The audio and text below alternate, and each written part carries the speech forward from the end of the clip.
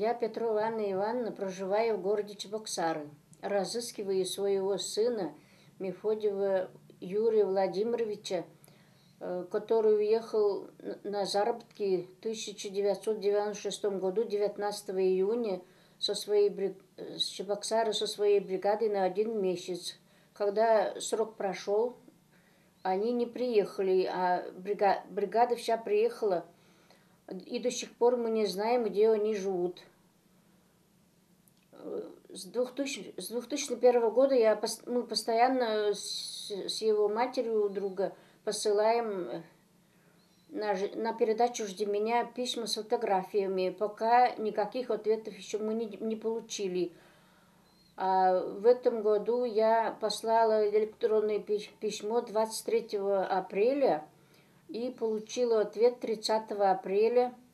И мне ответили, что на съемку невозможно приехать участвовать, а фотографии можем показать его.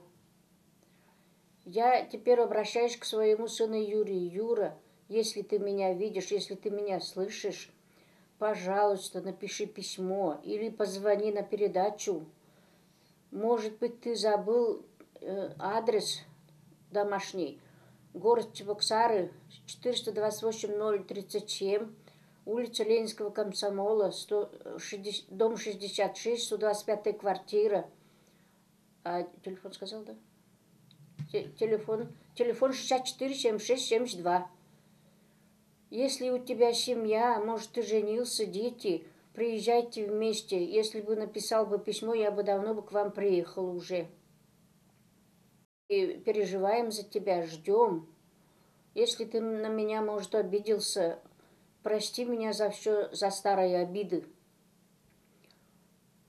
Вот эту видеозапись Маша и Михаил, пожалуйста, покажите по телевизору.